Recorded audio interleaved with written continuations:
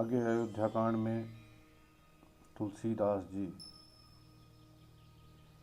बताते हैं कि जब भरत जी श्री रामचंद्र जी को वापस लेने वन में जा रहे हैं तो क्या क्या घटनाएं घटती हैं। तो तुलसीदास जी ने बहुत ही सुंदर उसका वर्णन किया है कि भरत जी देखने में स्वयं श्री राम के समान बहुत ही सुंदर हैं। जे जन कहीं कुश हम देखे, ते प्रिय राम लखन समलेखे। यही विधि बूझत सब ही सुबानी, सुनत राम बनवास कहानी। जो लोग कहते हैं कि हमने उनको कुशल पूर्वक देखा है, उनको वे श्री राम लक्ष्मण के समान ही प्यारा मानते हैं, सब प्रकार सबसे सुंदर वाणी से पूछते हैं और श्री राम जी के वनवास की कहानी सुनते जाते हैं। उस दिन वहीं ठहरकर दूसरे दिन प्रातःकाल ही श्री रघुनाथ जी का स्मरण करके चले। साथ में सब लोग को भी भरत के समान श्री राम जी के दर्शन की लालसा है। मंगल सगुन हो ही सब काहू, फर्क ही सुखद विलोचन बाहू। भरत ही सहित समाज उछाऊ, मिल ही रामू मिट ही दुख दाहू। सबको मंगल सूचक शगुन हो रहे हैं, सुख देने वाली नित्र और भुजाएं फड़क रही है। समाज सहित भरत जी को उत्साह हो रहा है कि श्री रामचंद्र जी से मिलेंगे और दुख का दाह मिट जाएगा। जिसके जीव में जैसा है वह वैसा ही मनोरथ करता है। सब स्नेह रूपी मदिरा से छके चले जा रहे हैं, अंग शिथिल हैं, रास्ते में पैर डगमगा रहे हैं और प्रेमवश विहल वचन बोल रहे हैं। राम सखा निषाद राज ने उसी समय स्वाभाविक ही सुहावना पर्वत शिरोमणि कामदगिरी दिखलाया, जिसके निकट ही पियस्विनी नदी के तट पर सीता जी समेत दोनों भाई निवास करते हैं। देखी करही सब दंडवत प्रणामा, कही जय जानकी जीवन रामा। प्रेम मगन असु राम समाजू, जनु फिर अवध चले रघुराजू। सब लोग उस पर्वत को देखकर जानकी जीवन श्री राम चंद्र जी की जय हो ऐसा कहकर दंडवत प्रणाम करते हैं। राज समाज प्रेम में ऐसा मगन है मानो रघुनाथ जी अयोध्या को लौट चले हों। भरत जी का उस समय जैसा प्रेम था वैसा ही शेष जी भी नहीं कह सकते। कवि के लिए तो वैसा ही अगम और अहंता और ममता से मलिन मनुष्यों के लिए ब्रह्मानंद। सब लोग श्री रामचंद्र जी के प्रेम के मारे शिथिल होने के कारण सूर्यास्त होने तक 2 ही कोस तक चले और जल स्थल का सुपास देकर रात को वहीं रह गए। रात बीतने पे रघुनाथ जी के प्रेमी भरत जी ने आगे गमन किया। उधर रामचंद्र जी रात शेष रहते ही जागे। रात को सीता ने ऐसा स्वप्न देखा जिसे वे राम को सुनाने लगी। मानो समाज सहित भरत जी यहाँ आए, प्रभु के वियोग की अग्नि से उनका शरीर संतप्त है। सभी लोग मन में उदास, दीन और दुखी हैं। सासुओं की दूसरी ही सूरत देखा। सीता जी का स्वप्न सुनकर श्री रामचंद्र जी के नेत्रों में जल भर आया और सबको सोच से छुड़ा देने वाले प्रभु स्वयं लीला से सोच के वश हो गए और बोले, लक्ष्मण यह सपन अच्छा नहीं है, कोई भीषण कुसमाचार सुनेगा। ऐसा कहकर उन्होंने भाई सहित स्नान किया और त्रिपुरारी महादेव जी का पूजन करके साधुओं का सम्मान किया। देवताओं का सम्मान और मुनियों की वंदना करके श्री राम जी बैठ गए और उत्तर दिशा की ओर देखने लगे। आकाश में धूल छा रही है, बहुत से पक्षी पशु व्याकुल होकर भागे हुए प्रभु के आश्रम को आ रहे हैं। तुलसीदास जी कहते हैं कि प्रभु श्री रामचंद्र जी और देकर उठे और सोचने लगे कि क्या कारण है। वे चित्त में आश्चर्य युक्त हो गए। उसी समय गोल भीलों ने आकर समाचार कहे। तुलसीदास जी कहते हैं कि सुंदर मंगल वचन सुनते ही श्री राम जी के मन में बड़ा आनंद हुआ। शरीर में पुलकावली छा गई और शरद ऋतु के कमल के समान प्रभु प्रेमाश्रु से भर गए। सीतापति रामचंद्र पुनः सोच के वश हो गए कि भरत के आने का क्या कारण है। फिर एक ने आकर कहा कि उनके साथ बहुत बड़ी भारी चतुरंगणी सेना भी है। यह सुनकर श्री रामचंद्र जी को अत्यंत सोच हुआ। इधर तो पिता के वचन और उधर भाई भरत का संकोच। भरत के स्वभाव को मन में समझकर तो प्रभु श्री रामचंद्र जी चित्त को ठहरने को स्थान ही नहीं पाते हैं। तब यह जानकर समाधान हो गया कि भरत साधु और सयाने हैं और मेरे कहने में आज्ञाकारी हैं। लक्ष्मण जी ने देखा कि प्रभु श्री राम जी के हृदय में चिंता है, तो वे समय के अनुसार अपना नीति युक्त विचार करने लगे। हे स्वामी, आपके बिना पूछे मैं कुछ कहता हूँ। सेवक समय पर ठिठाई करने से ढीठ नहीं समझता। हे स्वामी, आप सर्वज्ञों में शिरोमणि हैं, मैं सेवक तो आपकी समझ की बात कहता हूँ। हे नाथ, आप परम सुदृढ़ सरल हृदय और शील और स्नेह के भंडार हैं। आप सभी पर प्रेम और विश्वास और अपने हृदय में सबको अपने सामने ही जानते हैं, परंतु मूढ़ विषय ही जीव प्रभुता पाकर मोहवश अपने असली स्वरूप को प्रकट कर देते हैं। भरत नीतिपरायण, साधु और चतुर हैं। प्रभु, मैं आपके चरणों में उनका प्रेम है, इस बात को सारा जगत जानता है।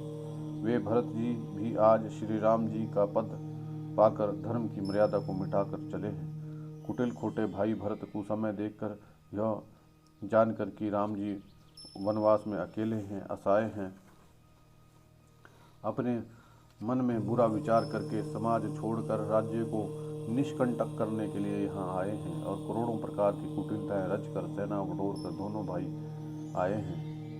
यदि इनके हृदय में कपट और कुचाल ना होती तो रथ घोड़े हाथियों की कतार कैसे सुहाती। परंतु भरत को व्यर्थ ही कौन दोष दे। राजपद पा जाने पे सारा जग ही पागल हो जाता है। चंद्रमा गुरु पत्नीगामी हुआ, राजा नहुष ब्राह्मणों की पालकी पर चढ़ा और राजा बैन के समान नीच तो कोई नहीं होगा जो लोक और वेद दोनों से विमुख हो गया। सहस्त्रबाहु देवराज इंद्र और त्रिशंकु आदि किसको राजमद ने कलंक नहीं किया है। भरत ने यह उपाय उचित ही किया, क्योंकि शत्रु और ऋण को कभी जरा शेष नहीं रखना चाहिए। हाँ, भरत ने एक बात अच्छी नहीं की, जो आपको असहाय जानकर उनका निरादर किया। पर आज संग्राम में श्री राम जी का क्रोधपूर्ण मुख देखकर यह बात उनकी समझ में विशेष रूप से आ जाएगी। इतना कहते लक्ष्मण जी नीति रस भूल गए और युद्ध रस रूपी वृक्ष पुलकावली के बहाने से फूल उठा। वे प्रभु श्री रामचंद्र जी के चरणों को प्रणाम करके चरण के रज को सिर पर रखकर सच्चा स्वाभाविक बल कहते हुए कहते हैं, हे नाथ, मेरा कहना अनुचित ना मानिएगा। भरत ने हमें कभी कम नहीं प्रचारा है। आखिरी कहाँ तक सहा जाए और मन मारे रहा जाए। जब स्वामी हमारे साथ है तो धनुष हमारे हाथ में है। क्षत्रिय जाति रघुकुल में जन्म और फिर श्री राम जी का अनुगामी हूँ, यह जगत जानता है। धूल के समय के समान नीच कौन है, परंतु वह भी लात मारने पे सिर ही चढ़ती है। यूँ कहकर लक्ष्मण जी उठकर हाथ जोड़कर आज्ञा मानी, मानो वीर रस सोते हुए जाग उठा। सिर पे जटा बांधकर कमर में तरकस कस लिया और धनुष को सजाकर बाण को हाथ में लेकर कहा, आज मैं श्री राम का सेवक होने का यश लूं और भरत को संग्राम में शिक्षा दूं। श्री रामचंद्र जी के अनुराधा का फल पाकर दोनों भाइयां रणशैया पर सोएं। अच्छा हुआ जो सारा समाज आकर एकत्रित हो गया। आज मैं पिछला सब क्रोध प्रकट करूंगा। जैसे सिंह हाथियों के झुंड को कुचल डालता है और बाज जैसे लकवे को लपेट लेता है, वैसे ही भरत को सेना समेत और छोटे भाई का तिरस्कार करके मैदान में पछाड़ूंगा। यदि शंकर जी भी आकर उनकी सहायता करें तो मुझे राम जी के सौगंध में उन्हें युद्ध में मार डालूंगा। लक्ष्मण जी को अत्यंत क्रोध से तमतमाया हुआ देखकर उनके प्रामाणिक सत्य की सौगंध सुनकर सब लोग भयभीत हो जाते हैं और लोकपाल घबरा कर भागना चाहते हैं। सारा जगत भय में डूब गया। तब लक्ष्मण जी के अपार बाहुबल की प्रशंसा करते हुए आकाशवाणी हुई, हे तात, तुम्हारे प्रताप और प्रभाव को कौन जान सकता है और कौन कह सकता है। परंतु कोई भी काम हो उसे अनुचित उचित खूब समझ बूझ कर किया जाए तो सब कोई अच्छा कहते हैं। वेद और विद्वान कहते हैं, जो बिना विचारे जल्दी में किसी काम को करे पीछे पछताते हुए बुद्धिमान नहीं है। देववाणी सुनकर लक्ष्मण जी सकुचा गए। श्री रामचंद्र जी और सीता ने उनका आदर के साथ सम्मान किया। हे तात, तुमने बड़ी सुंदर नीति कही। हे भाई, राज्य का मद सबसे कठिन मद है। जिन्होंने साधुओं को सभा का सेवन नहीं किया, वे राजा राजमद रूपी मदिरा का आचमन पीते ही मद वाले हो जाते हैं। हे लक्ष्मण सुनो, भरत श्री का उत्तम पुरुष ब्रह्मा की सृष्टि में ना तो कहीं सुना है ना ही देखा गया है। अयोध्या राज्य की तो बात ही क्या, ब्रह्मा विष्णु और महेश का पद पाकर भी भरत को राज्य का मद नहीं होने का। क्या कभी कांजी की बूंदों से क्षीर सागर नष्ट हो सकता है? अंधकार चाहे तरुण सूर्य को निगल जाए, आकाश चाहे बादलों में समाकर मिल जाए, गौ के खुर इतने जल में अगस्त्य जी डूब जाए, और पृथ्वी चाहे अपनी स्वाभाविक क्षमा सहनशीलता को छोड़ दे, मच्छर की फूंक से चाहे सुमेरु पर्वत उड़ जाए, परंतु हे भाई भरत को राजमत कभी नहीं हो सकता। हे लक्ष्मण, मैं तुम्हारी शपथ और पिताजी की सौगंध खाकर कहता हूँ, भरत के समान पवित्र और उत्तम भाई संसार में नहीं है। हे तात, गुण रूपी दूध अवगुण रूपी जल को मिलाकर विधाता इस दृश्य प्रपंच को रचता है, परंतु भरत ने सूर्यवंश रूपी तालाब में हंस रूप का जन्म लेकर गुण और दोष का विभाग कर दिया। गुण रूपी दूध का ग्रहण कर और अवगुण रूपी जल को त्याग कर भरत ने अपने यश से जग में उजाला कर दिया। भरत जी के गुण, शील और स्वभाव को कहते कहते श्री रघुनाथ जी प्रेम समुद्र में मग्न हो गए। श्री रामचंद्र जी की वाणी सुनकर और उनका भरत पे प्रेम देखकर समस्त देवता उनकी सराहना करने लगे कि श्री रामचंद्र जी के समान कृपा धाम प्रभु कौन है। यदि जगत में भरत का जन्म न होता तो पृथ्वी संपूर्ण धर्मों की धुरी को कौन धारण करता। हे रघुनाथ जी, कवि कुल के लिए अगम भरत जी के गुणों की कथा आपके सिवा और कौन जान सकता है। लक्ष्मण जी, श्री रामचंद्र जी और सीता जी ने देवताओं की वाणी सुनकर अत्यंत सुख पाया, जो वर्णन नहीं किया जा सकता। यहाँ भरत जी ने सारे समाज के साथ पवित्र मंदाकिनी में स्नान किया, फिर सबको नदी के समीप ठहराकर तथा माता, गुरु और मंत्री की आज्ञा मांगकर निषाद राजा शत्रुघ्न को साथ लेकर भरत जी वहां से चले जहां श्री सीता जी और श्री रामनाथ जी थे। भरत जी अपनी माता कैकेयी की करनी को समझकर सकुचाते हैं और मन में करोड़ों कुतर्क करते हैं। श्री राम, लक्ष्मण, सीता मेरा नाम सुनकर स्थान छोड़कर कहीं दूसरी जगह उठकर ना चले जाए।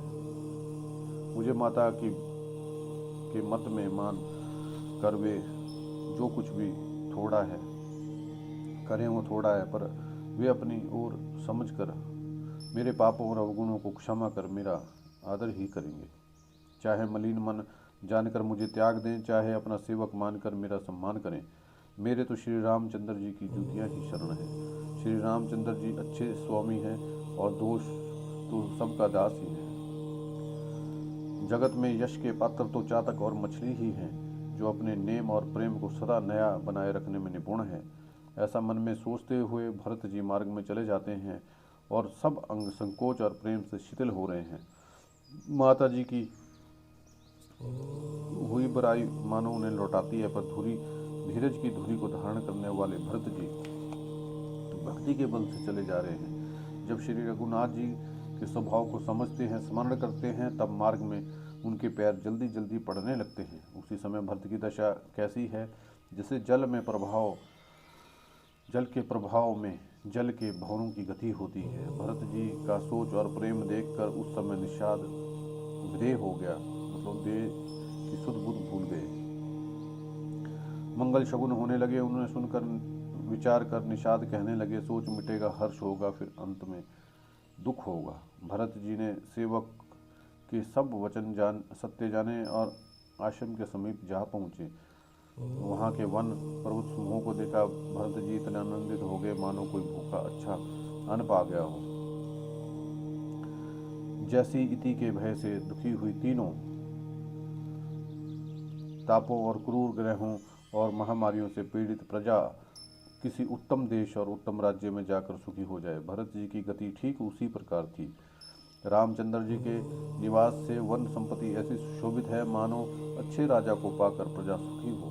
सुहावन वन ही पवित्र देश है, विवेक उसका राजा है, वैरागी मंत्री हैं, यम तथा नियम योद्धा हैं, पर्वत राजधानी है, शांति और बुद्धि दो सुंदर पवित्र रानियां हैं। वह श्रेष्ठ राजा राज्य के सब अंगों से पूर्ण और श्री रामचंद्र जी के चरणों के आश्रित रहने से उसके चित्त में चाव है। भू रूपी राजा को सेना सहित देखकर विवेक रूपी राजा निष्कंटक राज्य कर रहा है। उस नगर में सुख और संपत्ति और सुकाल वर्तमान है।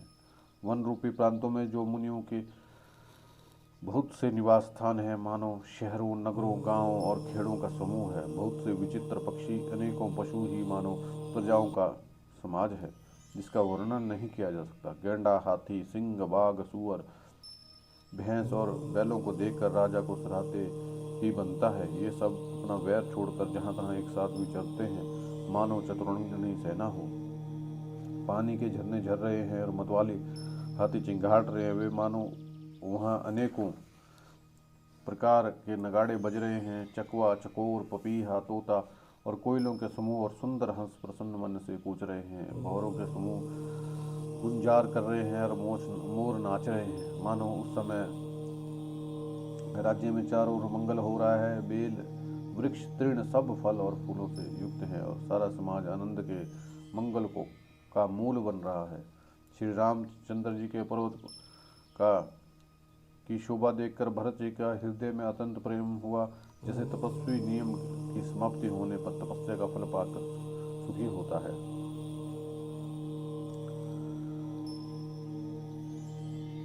तब केवट दौड़कर ऊंचे चढ़ गया और भुजा उठाकर भरत जी को कहने लगा, हे नाथ, ये जो पार कर जामुन, आम और तामल के विराट वृक्ष दिखाई देते हैं, जिन श्रेष्ठ वृक्षों के बीच एक सुंदर विशाल बड़ का वृक्ष है, जिसको देखकर मन मोहित हो जाता है, जिसके पत्ते नीले और संघन हैं और उसमें लाल फल लगे हैं, उसकी घनी छाया सब ऋतुओं में सुख देने वाली है। मानो ब्रह्मा जी ने परम शोभा को एकत्रित करके अंधकार और लालिमामयी राशि सी रच दी। हे गोसाई, ये वृक्ष नदी के समीप हैं, श्री राम की पर्णकुटी छाई है।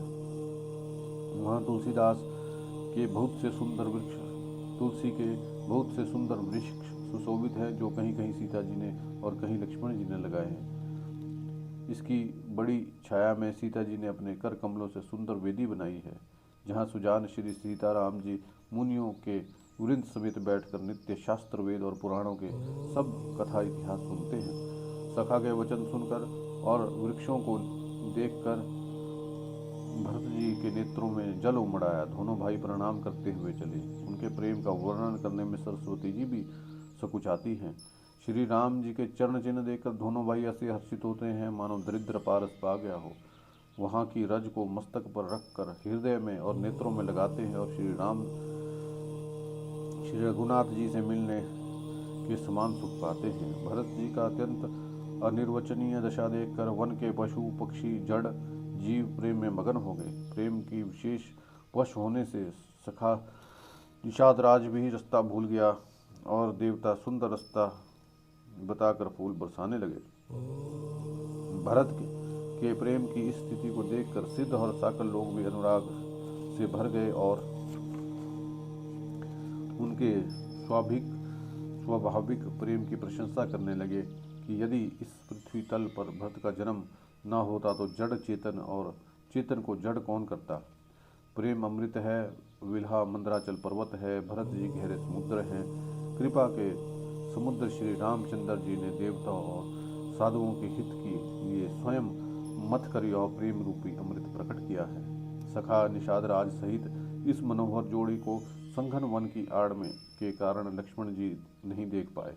भरत जी ने प्रभु श्री रामचंद्र जी के समस्त सुमंगलों के धाम और सुंदर पवित्र आश्रम को देखा।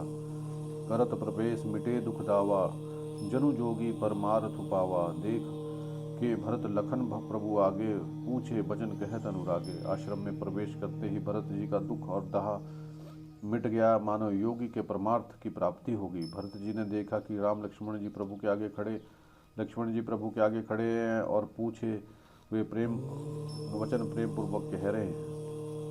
सिर पे जटा है, कमर में मुनियों का बलक वस्त्र बंधे हैं और उसी में तरकस करते हैं। हाथ में बाण और कंधे पर धनुष है। वेदी की मुनि और साधुओं का समुदाय बैठा है और सीता जी सहित रघुनाथ जी विराजमान है। श्री राम जी के वकल वस्त्र हैं, जटा धारण किए श्याम शरीर है, मानो रति और कामदेव ने मुनि का वेश धारण कर रखा हो। श्री राम जी अपने कर कमलों से धनुष बाण फेर रहे हैं और हंस कर देखते ही जीव की जलन हर लेते हैं। सुंदर मुनि मंडली के बीच में सीता जी और रघुनाथ जी श्री रामचंद्र जी ऐसे शोभित हो रहे हैं मानो ज्ञान की सभा में साक्षात भक्ति और सच्चिदानंद शरीर धारण करके विराजमान हैं। छोटे भाई शत्रुघ्न और सखा निषाद राज समेत भरत जी ने मन में प्रेम में मगन हो रहा है। हर्ष शोक दुख सुख आदि सब भूल गए। हे नाथ रक्षा कीजिए, हे गोसाई रक्षा कीजिए, ऐसा करके वे पृथ्वी पर दंड की तरह गिर पड़े। प्रेम भरे वचनों से लक्ष्मण जी ने पहचान लिया और मन में जान लिया कि भरत जी प्रणाम कर रहे हैं। अब इस ओर तो भाई भरत जी का सरस प्रेम और उधर स्वामी श्री रामचंद्र जी की सेवा की प्रबल परवशता। ना तो मिलते ही बनता है, ना छोड़ते ही। कोई श्रेष्ठ कवि ही श्री लक्ष्मण जी के चित्त की गति का वर्णन कर सकता है। वे सेवा पर भार रख कर रह गए, मानो चढ़ी हुई पतंग को खिलाड़ी खींच रहा हो। लक्ष्मण जी ने प्रेम सहित पृथ्वी पर मस्तक नुआकर कहा, हे रघुनाथ जी, भरत जी का प्रणाम कर रहे हैं। यह सुनते ही रघुनाथ जी प्रेम में अधीर होकर उठे। कहीं विस्तर गिरा, कहीं तरकस और कहीं धनुष और कहीं बाण। कृपा निधान श्री रामचंद्र जी ने उनको जबरदस्ती उठाकर हृदय से लगा लिया। भरत जी और श्री राम जी के मिलने की रीति को देखकर सब अपने शुद्ध भूल गए। मिलन की प्रीति किमी जाई बखानी, कभी कुल अगम करन मन बानी। परम प्रेम पूरन दो भाई, मन बुद्धि चित अहमित बिसाई। मिलन की प्रीति कैसे बखानी जाए, वह तो कभी कुल के लिए कर्म मन और वाणी तीनों अगम है। दोनों भाई मन बुद्धि चित्त और अहंकार को भुलाकर परम प्रेम से पूर्ण हो रहे हैं। कहिए उस प्रेम को कौन प्रकट करे। कवि की बुद्धि किसकी छाया का अनुसरण करे। कवि तो अक्षर और अर्थ का सच्चा बल है, नट ताल की गति के अनुसार ही नाचता है। भरत जी और रघुनाथ का प्रेम अगम्य है, जहाँ विष्णु ब्रह्मा और महादेव का मन भी नहीं जा सकता। उस प्रेम को मैं कुबुद्धि किस प्रकार कह सकता हूँ। भला गांडर की तांत से भी कहीं सुंदर राग बज सकता है। मिलनी बिलोकी भरत रघु बर की, सुरगन सभय धधकी धरकी। समुझाए सुर गुरु जड़ जागे, बिरसी प्रसून प्रसन्न सन लागे। भरत जी और श्री रामचंद्र जी के मिलने का ढंग देखकर देवता भयभीत हो गए। उनकी धुकधुकी धड़कने लगी। देवगुरु बृहस्पति ने समझाया, तब वे मूर्ख चेते और फूल बरसाकर प्रशंसा करने लगे। फिर श्री राम जी प्रेम के साथ शत्रुघ्न से मिलकर तब केवट से मिले। प्रणाम करते हुए श्री लक्ष्मण जी भरत जी बड़े ही प्रेम से मिले। तब लक्ष्मण जी ललकार कर छोटे भाई शत्रुघ्न से बड़े उमंग के साथ मिले। फिर उन्होंने निषाद राज को हृदय से लगाया। फिर भरत शत्रुघ्न दोनों भाइयों ने मुनियों को प्रणाम किया और इच्छित आशीर्वाद पाकर वह आनंदित हो गए। छोटे भाई शत्रुघ्न सहित भरत जी प्रेम में उमंग कर सीता जी के चरणों की रज सिर पर धारण करके बार बार प्रणाम करते हैं। सीता जी ने उन्हें उठाकर अपने सिर को उनके सिर को कर कमल से स्पर्श करके दोनों हाथों उन दोनों को बैठाया। सीता जी ने मन ही मन आशीर्वाद दिया, क्योंकि वे स्नेह में मगन है, उनकी देह की सुध बुध नहीं है। सीता जी सब प्रकार से अपने अनुकूल देकर भरत जी सोच रहित हो गए और हृदय कल्पित भय जाता रहा। उस समय ना तो कुछ कहता, ना कोई पूछता। मन प्रेम से परिपूर्ण है, वह अपनी गति से खाली है। उस अवसर पर केवट धीरज धरकर हाथ जोड़कर प्रणाम करके विनती करने लगे, हे नाथ मुनिनाथ वशिष्ठ जी के साथ सब माताएं, नगर निवासी, सेवक, सेनापति, मंत्री सब आपके वियोग से व्याकुल हो आए हैं। गुरु का आगमन सुनकर शील के समुद्र श्री रामचंद्र जी ने सीता जी के पास शत्रुघ्न को रख दिया और वे परम धीर धर्मधुरी धुरंधर दीन दयालु श्री रामचंद्र जी उसी समय वेग के साथ चल पड़े। गुरु का दर्शन करके लक्ष्मण जी सहित प्रभु श्री रामचंद्र जी प्रेम से भर गए और दंडवत प्रवहन करने लगे। मुनि श्रेष्ठ वशिष्ठ ने दौड़कर उन्हें हृदय से लगा लिया और प्रेम में उमंग कर हुए दोनों भाइयों से मिले। फिर प्रेम से पुलकित होकर केवट ने अपना नाम लेकर दूर से ही वशिष्ठ जी को दंडवत प्रणाम किया।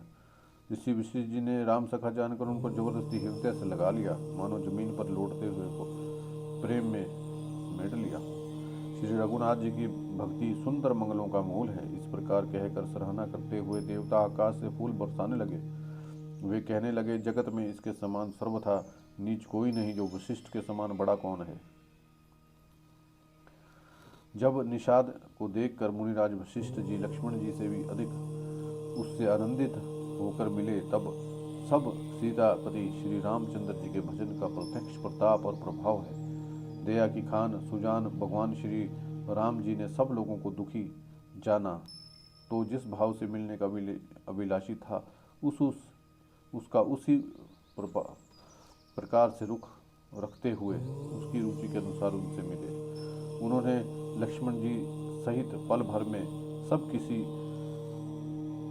से मिलकर उनके दुख और कठिन संताप को दूर किया। श्री रामचंद्र जी के लिए यह कोई बड़ी बात नहीं थी। जैसे करोड़ों घड़ों में एक ही सूर्य की पृथक पृथक छाया प्रतिबिंबित एक साथ ही दिखती है। समस्त पूर्ववासी प्रेम में उमंग कर केवट से मिले भाग्य की सराहना करते हैं। श्री रामचंद्र जी ने सब माताओं को दुखी देखा, मानो सुंदर लताओं की पंक्तियों को पाला मार गया हो। सबसे पहले राजा राम के कई से मिले और अपने सरल स्वभाव और भक्ति से उनकी बुद्धि को तर कर दिया। फिर चरणों में गिरकर काल कर्म और विधाता के सिर का दोष मरण कर श्री रामचंद्र जी उनको सांत्वना देते। फिर श्री रघुनाथ जी सब माताओं से मिले। उन्होंने सबको समझा बुझाकर संतोष कराया कि हे माता, जगत ईश्वर के अधीन है, किसी को भी कोई दोष नहीं देना चाहिए। फिर दोनों भाइयों ने ब्राह्मणों की स्त्रियों सहित जो भरत जी के साथ आई थी, गुरु जी की पत्नी अरुंधति के चरणों की वंदना की और उन सबको गंगा जी और गौरी के समान किया। वे सब आनंदित होकर कोमल वाणी से आशीर्वाद देने लगे। तब दोनों भाई पैर पकड़कर सुमित्रा जी की गोद में जा चिपके, मानो अत्यंत दरिद्र को संपत्ति भेंट हो गई हो। फिर दोनों भाई अपनी माता कौशल्या के चरणों में गिर पड़े। प्रेम के मारे उनके सारे अंग शिथिल हैं।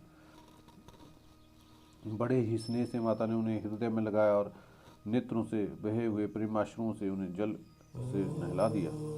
उसी समय हर्ष और विषाद कवि को कैसे लगे, जैसे गूंगा स्वाद कैसे बतावे। श्री रघुनाथ जी के छोटे भाई लक्ष्मण जी माता कौशल्या से मिलकर गुरु से कहा कि आश्रम पर पधारिए। तदनंतर मुनि वशिष्ठ जी की आज्ञा पाकर अयोध्यावासी सब लोग जल और थल का सुभिता देख कर उतर आए। ब्राह्मण, मंत्री, माताएं, गुरु आदि गिने चुने लोगों के साथ लिए भरत जी, लक्ष्मण जी और रघुनाथ जी पवित्र आश्रम को चले। सीता जी आकर मुनि श्रेष्ठ वशिष्ठ के चरण लगी और उन्होंने मन मांगी उचित आशीष पाई। फिर मुनियों ने स्त्रियों सहित गुरु पत्नी अरुंधति से मिले, जिनका उनका जितना प्रेम था वो कहा नहीं जा सकता। सीता जी सभी के चरणों की अलग अलग वंदना करके अपने हृदय को प्रिय लगने वाले आशीर्वाद पाए। जब सुकुमारी सीता जी ने सब सासुओं को देखा, तब उन्होंने सहम कर अपनी आंखें बंद कर ली। सासुओं की बुरी दशा देखकर उन्हें ऐसा प्रतीत हुआ मानो राजहंसनियां वधिक के वश में पड़ गई हों। कुचाली विधाता ने यह क्या कर डाला। उन्होंने भी सीता को देखकर बड़ा दुख पाया। जो कुछ देव सहावे वो सब सहना ही पड़ता है। तब जानकी जी हृदय में धीरज धरकर नीलकंठ के समान नेत्रों में जल भरकर सब सासुओं से जा मिली और उस समय पृथ्वी पर करुणा छा गई। सीता जी सबके पैरों में लग लग कर अत्यंत प्रेम से मिल रही हैं और सब सासुएं सनहे वश हृदय से आशीर्वाद दे रही हैं कि तुम सुहाग से भरी रहो। जय श्री राम।